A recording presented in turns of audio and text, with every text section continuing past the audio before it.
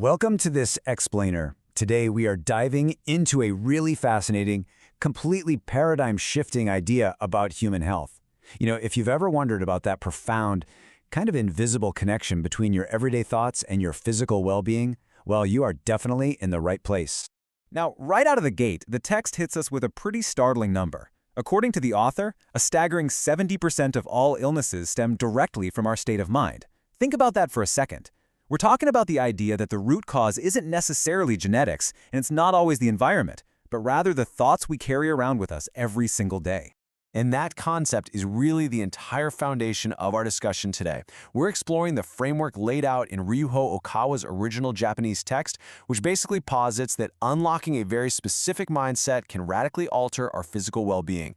It's a text that seriously challenges us to rethink what it actually means to heal from the inside out. So here is our roadmap. We'll start with the miraculous regenerative power, move to mind as the root of illness, look at why physical causes still matter, explore the 4 keywords for health, and then wrap it all up with the ultimate detox. Section 1. The miraculous regenerative power, the body's hidden ability. So diving right into Chapter 3, the text introduces this incredible concept called the resurrection of health. It makes the case that every single person, you and me included, harbors this dormant, miraculous regenerative power. And the author suggests this isn't just for healing minor scrapes or a common cold, but that this power dwells within you and is actually capable of curing severe diseases if it's properly unlocked. But to get there, the book makes a crucial point.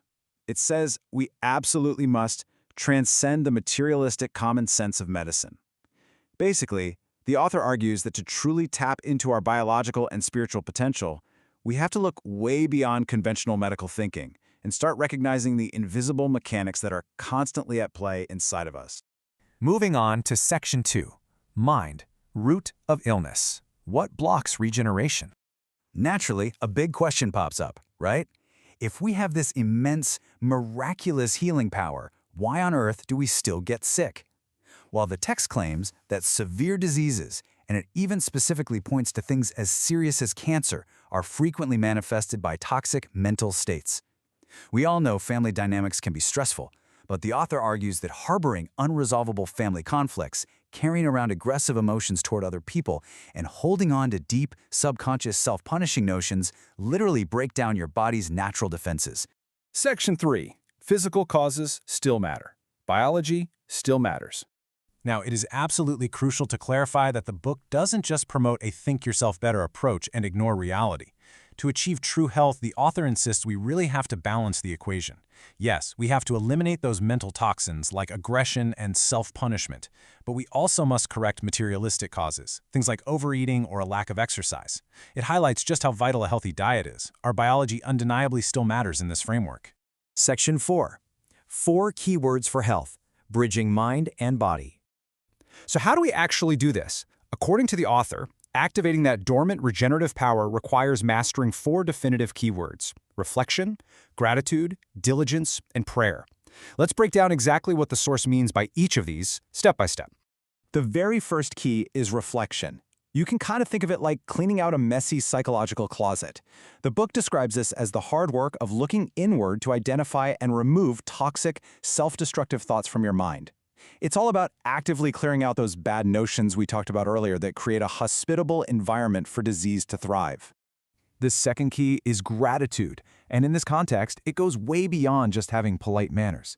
The text specifically points out that replacing your internal complaints with sincere thanks, especially toward your family members and medical caregivers, actively shifts your energy. The claim here is that cultivating this deep sense of thankfulness genuinely improves your physical condition. All right, the third key is diligence. This one firmly grounds the spiritual side of things right back in the physical world. The author reminds readers that taking disciplined effort to control your body through proper diet, exercising regularly, and even intentionally studying medical knowledge are all required acts of diligence. You really have to be an active participant in maintaining your physical vessel. And finally, we have prayer.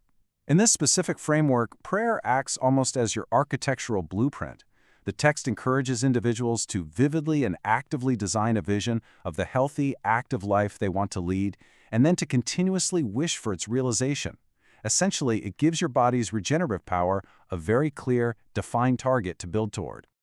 Which brings us to Section 5, the Ultimate Detox Holistic Body Cleanse.